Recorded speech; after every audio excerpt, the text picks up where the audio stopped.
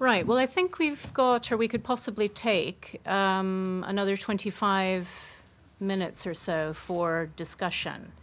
So I'd like to just open the floor now, because we've had several presentations. I'm sure you're itching to ask your questions or make your comments. Can I ask that you identify yourself and your affiliation, if you have one, that you try to speak clearly and concisely, and also loudly, so that everyone can hear you. Yes. My name is Peter Tesh, and I'm, amongst other, a member of the Sudan Studies Society of the UK, and I'll be going to the International Sudan Studies. I will present a paper on Arab and African in the International Sudan Studies Conference in Pretoria. I have a remark about cattle pastoralism and Bagara as a cultural and political term as Arabs. Cattle pastoralism is as old as the Neolithic times in Africa, and it's in fact the African, contribution to the Neolithic evolution. So, cattle pastoralism is African. Is it? Bagara people. There's no historical evidence that they turned up as Bagara in that peoples before the 18th century. And rather than to treat them as invaders, settlers, they should be treated as people, local people, who have been changed their identity in the course of history. That's my question, or my remarks. Okay. Shall we take 2 or 3 comments, questions, and then we'll ask the panel to respond. If you'd like a particular member of the panel to address it, please also say that. Yes, please. Donald Curtis. Sometime since I've been in the Sudan, but a question which has been puzzling me recently is, what is the influence upon the potential progress to a settled condition of what we Western powers conceive of as the end state of development, which tends to be a government in which one party takes all the political powers and outcomes, and other parties are therefore left in a disenchanted, is a nice word that some of you have been using this afternoon, condition. In some ways it seems to me that good governance should be a continuity, a perpetuation of the peace process. And I'm wondering whether you see any feasibility in that. Thank you. Yes.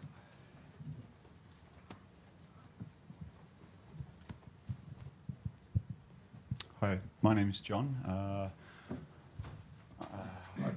spent 3 years in Darfur working for the French NGO Solidarité. A lot of the time we spent working with the Northern Reservoir. Just something to sort of pull up and a question really. You mentioned that there were complaints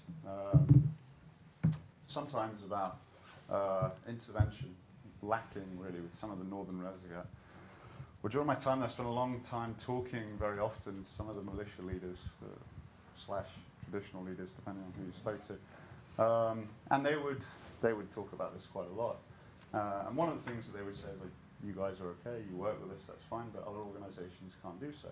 So we worked a lot talking to some of the other organisations, and they said every time we try, hack block us. So we sort of communicated this back to some of the guys and explained, well, it's difficult to get access to these areas. And they said, well, if you try, maybe it's possible. So, okay, well, you talk to Hack. I said, we can't talk to Hack. So could you expand a little bit on the details between the relationships between some of the militia leaders and how they could advocate towards their own government, who in part they are interrelated with on one level, yet they wouldn't be able to allow access for NGOs through the Humanitarian Aid Commission. Thank you. One more, and then we'll start. Suzanne? Suzanne from ODI. What I hear you saying is that the, well, it's a title here, I mean that the Arab nomadic groups in Darfur and Kordofan are vulnerable, but their vulnerability is different from other groups in those two places. And that, we need to look at their I think what you're saying is that we need to look at their needs in the more longer term, that they're maybe not so immediate.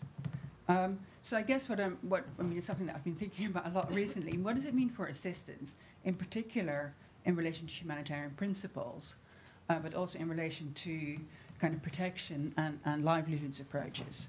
I've got part of the. Just thinking about the principle of impartiality.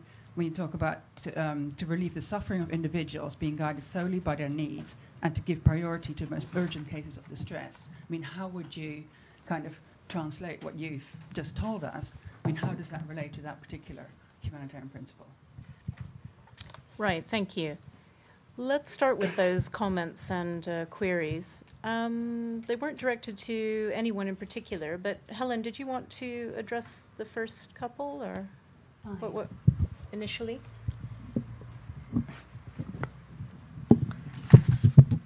I think I'll take Suzanne's comment first because it's probably the easiest in the sense that it's something we gave a lot of thought to. If we take humanitarian principles, particularly the principle of impartiality, and we're going to provide assistance according to need, then the first step in that is assessment.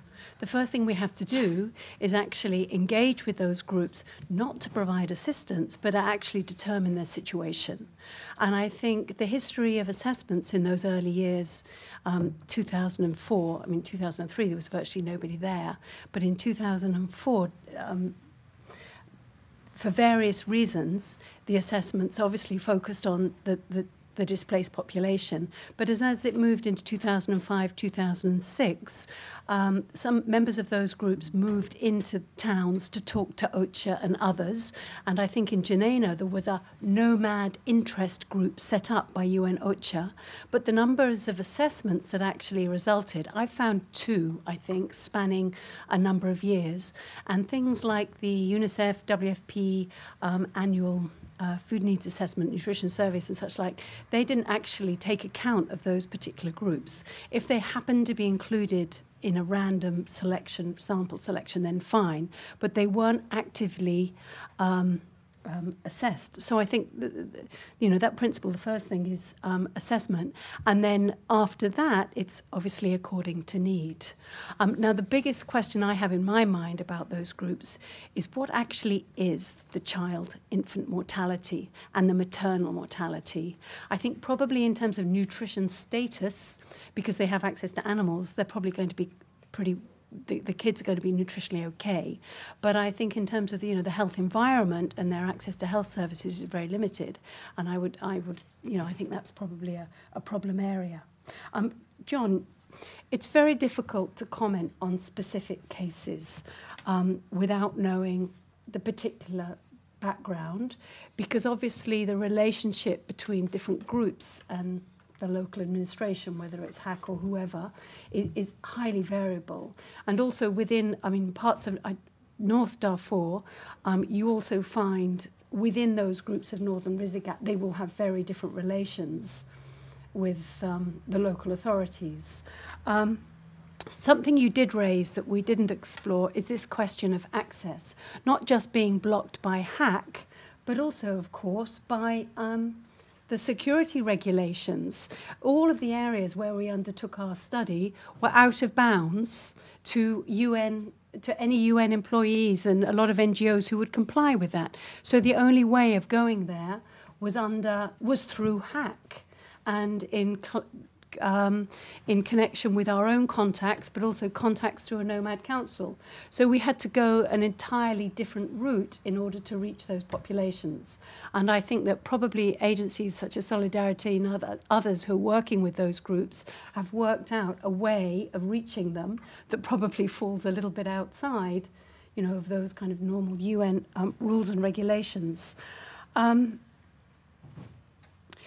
The question of intervention, there are problems of access, but I think I don't have the evidence apart from all the interviews we've done with NGOs, but I think if you looked at attitudes within the international humanitarian community towards this group, if you looked at them as an objective, external humanitarian observer and you didn't think about who those groups were, there is definitely a bias against them. You know, the demonization is real. At times, if you stood up and talked about these groups in some parts of Darfur, you know, you would be accused of being, you would be accused of all sorts of not very nice things. So I think, you know, we just want to say that that's very, very real. Do we want to have Sara maybe add something here? I'll carry on from where Helen left and try and address a number of questions just together. When we were commissioned by, basically the study was requested by UNMIS and the UN Resident Coordinator's Office with DFID funding. Yet when it came to the logistics, there was basically an organization that could organize our travel to the area because nobody could access the areas on the basis of their security regulations, which kept, I kept thinking, okay, so you're happy to send a team of researchers there, but you say you can't operate there, whatever. So what we did was to really, hire cars privately. My national colleagues got all the permits without any problem. We had endorsement letters by the governor of Southern Kordofan. We had very strong support letters by Hatcock itself. We got all the permits and permissions without any problem. This is to go to the same areas where NGOs find unable to work. It also depends how hard you try, who you used to try, who you engage, your local knowledge to know who your potential allies are in these departments, in government, and what kind of, sort of shared concern you have with them, sort of explaining why you're moving into an area, what is driving you, what you're thinking of doing, and so forth. And that also leads me to, what's happened after the study. We eventually, for one of the last phases of the study, found one NGO that was brave enough to decide that one car could take us and, they would come with us.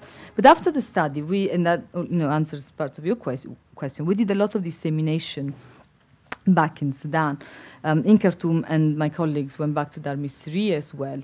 And we discussed the findings. We identified all the senior Misriya in government. They're not an enormous amount, but there are quite a few in significant positions, both in the party and in various ministries. And we had private sessions with them. We discussed the findings of the study, and they took it upon themselves to actually advocate with their colleagues in government to see that the study would be used. And the recent announcement that a UN office will be open in Mujlad was largely as a result of the advocacy that they carried out themselves with the government. So very often it is a matter of knowing the context well enough to know who you need to engage, how, where you need to keep insisting, building those relations, having the patience to drink as much tea as you can possibly down, until that relation is built, because that's the way you operate in Sudan, as in many other contexts where there is a lot of, personal relations going into sort of moving at a certain pace. Just a quick answer to, and actually also to say, Susan, that it was the same for Southern Kordofan. There were no assessment of these areas. So, how you provide according to need if you don't know what the needs are. But this is, the nomadic communities were not targeted at all. And Peter, yes, I agree with you. Historically, yes, of course. But we are looking at their perceived identity today, and they would definitely, see themselves as being an Arab group. And I haven't really used the word in the report, but, sort of trying to find a common link between the studies, that was definitely one. I don't know how to address the question about governance. It's very difficult to say because, again, it's so complex and very much depends on the capacity to engage with these groups in a more in-depth manner that we actually do in Sudan at the moment. And unless we change the way we operate, with these communities and really understanding them as our partners and actually us as really catalysts of change rather than agents of change, as facilitators of a process, and which means, investing for a much longer time, more profoundly, more in depth. I don't see any sort of very quick positive result in the immediate and medium term, I'm afraid. Thanks, Sara. Any other interventions? Yes. If I could. Thank you. Ian Woodward from Diocese of Salisbury. I have to say my experience of the areas you can talk about is not great. I've just been there a couple of times. But I'm wondering if there are some lessons to be learned from the parts of Sudan, which I guess is would be one of the great benefits. Particularly two issues. One is, what is the interest by the NCP in the area? Because it's very, very hard to assess. Is it benign, malign, controlling? Is there some sense of local independence?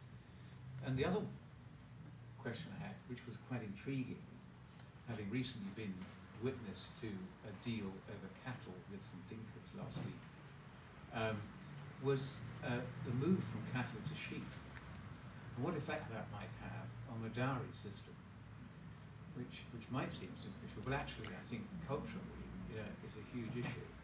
And certainly I saw a Dinka bull being sold for more than $1,000 US, which is serious money anyway. Thank you. Liz. Hi, my name's Liz Gary. I'm currently working at Chatham House on a project linked to the CPA. Picking up on Jane's point on the need to kind of build lessons and learning into the political and peace processes. My question, I think, is mainly to Sara, but possibly Jane also. Looking ahead to 2011, what are the issues and solutions that would ideally be built into any agreements around 2011 in order to provide the kind of guarantees that would facilitate and support Ministeria in their future? And what type of processes might help lead into that? You talked about the current kind of frustration, marginalisation and anger. Given that, how can processes be built that will engage the Ministeria in a constructive way and hopefully lead into trying to promote some of those solutions and building those into the peace agreement or whatever agreement might surround 2011? Thank you. Yes. Hi, Locke Ferguson from Safer World. Through a lot of our programming, we also emphasize a participatory element and much of the sort of principles you were outlining. And I think the exercises and analysis that you're drawing here have parallels throughout the rest of Sudan as well. It's kind of drawing then further on Sarah's observations about the sort of self-elected representation of elites. And so it's a question of, in that particular area, in Kordofan, or perhaps also in Darfur or elsewhere in Sudan, how do you, any suggestions practically how to get around self-elected representatives or elites as major gatekeepers in trying to access actual populations and stakeholders and what their actual needs or assessment of their needs is? Thank you. One more? Yes. Helen Morgan. I'm not official at all, but I have a son who works in Sudan and is, I think, in Mughled today.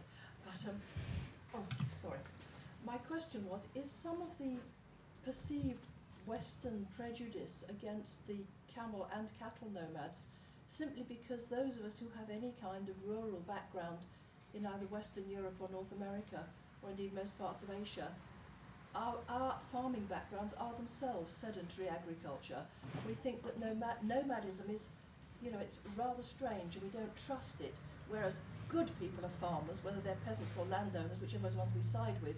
They are basically the good people who sit in fields and provide food, and nasty nomads come and bother the food. And I'm wondering if we've actually carried that over, and I'm not seeing it from their eyes at all. Thank you. Let's take those because we're rapidly running out of time. So who would like to go first? Sara? Or Yep. No, yeah. And then maybe Jane. Yes, I mean, interesting question. The interest of the NCP in the area. It's difficult to know. I mean, again, what has struck me in terms of the response to what has been happening in the western part of southern Kordofan has been a very calculated and thoughtful response, actually, by the NCP. I mean, obviously, in the last 2-3 years, there has been a lot of insecurity in the area. There have been a number of actions that in Darfur led to a counterinsurgency. We haven't seen a counterinsurgency in that area. We have seen a lot of careful engagement, trying to reach out to these communities, try to have some sort of a dialogue. We've seen Bashir go down there 2-3 times in the last 2 years personally. They've been taken seriously. I don't know whether they've learned lessons from Darfur, whether there is a different relation with the Misriya, whether they, as the Misriya would say, fear them and feel that if there is a counterinsurgency and the conflict spirals in that part of the country as well, that would be the end of the control on power, because of course, there is this link with Darfur, there is a potential link with, Nuba elements in the former SPLM areas that would be too much to control all at the same time. But the engagement has been robust, continued, thoughtful. So, so far we have seen sort of a more, let's say, positive perhaps, or at least a less kind of emotional reaction to what has been happening in the area. In terms of the sheep shift, I completely agree. I mean, that was an ongoing complaint by the youth that they can't get married. And it's not just the Dinka, it's the Misri as well, because they can't raise enough money, to pay the dowry. And that was actually an issue also in terms of the returnees. We did another study about a year ago on the return of IDPs and refugees. And in Bahr al-Ghazal, it was very clear that many people were not going back because they were expected to pay the dowry, which in Khartoum had been sort of, allowed not to pay, or to pay to a much lower degree. But they basically could not afford to go back to Bahr al-Ghazal because the expectation was that they would have to pay the dowry in full. So it has, very immediate repercussion in social terms, and it's something that profoundly angers the youth. Definitely, is another, factor. Liz, issues and solutions. I shared the magic ball, but there is a number of things, some of which are happening. And obviously what the Misriya want, and that was what came out of the study, is to be able to continue to cross the Bahr al-Arab, Kir River and go south. They dismissed all their self-appointed leaders, calls for sedentarization because they knew full well that they're unrealistic and, it's impossible that, in 2 years you can realize the conditions for them to have a sustainable, sort of, forms of living in the area. So they kept saying, and there were some interesting things, like in there was a Misriya conference when I was there, and one of the things that the youth put forward was to try and negotiate with the Dinka to have a separate Misriya Dinka state, where they would be on their own and get some kind of autonomy, because they see their livelihoods, totally linked to those of the Dinka and the access to pasture. So what has been happening after the study has been a lot of interesting political dialogue around some grazing rights at a political level, led by the AEC, by the Assessment and Evaluation Commission, that has been looking into a number of options, for identity card to cross south. But I would say that has stayed too much at the political level, and that's fine at the level of the AEC, but has not been accompanied, by an engagement with the communities to give them a sense that these discussions are being held. It's not been accompanied by some of the things we have recommended in the report in terms of bringing the communities together locally, not the self-appointed leaders who sit in Khartoum or, in Mujla, but people on the ground, for them to discuss what is possible and feasible. This hasn't happened, and it's again constrained by the fact that people do not work in that area, do not operate, do not go. The security, the agencies are too risk adverse, starting with UNMIS. They don't sort of reach out to these communities, they don't go to these areas. And until we continue to not have a dialogue with these groups, we can't, pretend to try and support the process, because it will remain at the political level. And what is going to happen is that what has happened actually in ABA in 2008 is that what will spark a new conflict will be something very immediate on the ground, perhaps quite marginal, but which will escalate and, has the potential to drive the area back into conflict. So, I think we need to think of strategies to be less risk adverse, engage with the communities, work more, be more present, sort of reach out in a way that allows us to also come up with more responsive ideas to their concerns. Thanks, Sara. Jane, would you like to? Yeah, okay. A couple of thoughts on different questions. First of all, though my surname actually means a small pile of hay, I don't have any particular recent farming routes, and I wouldn't like to say whether or not I carry forward my own views on sedentary farming. So I'm sorry I don't really have an answer to your question, but it seems quite plausible. But I'm sorry. The idea about sort of how do we get in our participatory work to sort of engage with the people, not only with the elites. Again, I'm not really an expert in designing participatory work, but there is some kind of political theory which says, in fact, you do need to engage with the elites as well. So even if you understand the needs of the people, in a sense, on the grounds, to be able to effect change on their behalf, there's no way around engaging with the elites, and that in itself does bring forth some challenges for us, particularly in Kordofan, given who some of the elites now are. So just to say that I think it has to be some of both. Ian, your question about what really drives the NCP interest. Again, I think there's kind of various theories on this, from the sort of self-interest to a recognition amongst parts of Sudan that we are coming to the end of the CPA period, that we need to be looking for some form of holistic solution. And let's face it, the three areas are in a very strategic position between the north and the south. So maybe if it's not in everyone's interest for a return to war, some engagement with communities to stop the spark that Sara has just been mentioned is a price that's very necessary, and now's the time to make it. And maybe political attitudes have moved forward sufficiently to realise that. I don't think I can say what exactly the reason is, but we have seen a shift in recent times, at least in southern Kordofan, to addressing some of the issues, if not all of the three areas. And I think there's still considerable work to be done elsewhere in picking up some of the themes and the work. To Liz, and she knows I have an interest in this, so it's an evil question, just in terms of the post-2011 deal. I mean, Sara's talked about working from the bottom up. I would also, from our perspective, the issue of kind of wealth sharing, what's going to happen to the wealth that is generated in Sudan, which communities are going to benefit from that, not only in the sort of a big picture between the north and the south in the post-2011, but also sort of fiscal decentralization and influencing that with the governments in the north and the south, I think is an issue which deserves a lot more discussion at a detailed level. And again, we struggle, I think, through the multilateral system to necessarily get the right level of engagement, given the absence, to some extent, of the bank, given the lack of a lending portfolio. I think the definition of the border, we don't really have a fully demarcated border. And then what that is, whether it's a sort of a line and a fence, or whether it's a broader area which enables kind of grazing and an open border and takes into account the needs of the Miseria, it's clearly something which is going to have to deserves fuller consideration and will need to be solved, both in terms of sort of electoral constituencies, referendum voting demarcation, and maybe we have to have different concepts of the border for different things. And again, I think there's ongoing discussion. And I guess finally, I would just say also the issue of debt. Again, get back down to sort of the finance side of things. We will need to deal with the issue of the debts of Sudan if we're going to sort of move forward into something which is a sort of engagement of Sudan in the international economy.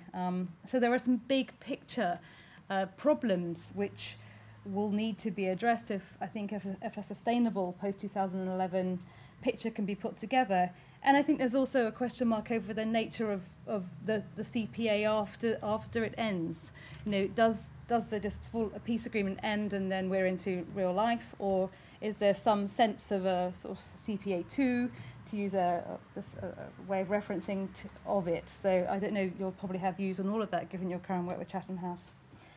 And then just finally on the issue of hack and blocked access, I'm not going to comment on the specifics, but since the changed circumstances in Darfur since March, and the reconstitution of the High-Level Committee on Humanitarian Affairs, I mean, there has been quite a lot of attention paid to issues of raising access, and with a broader participation in the High-Level Committee, doing sort of better field visits and challenging on some of the issues of banditry and insecurity and access.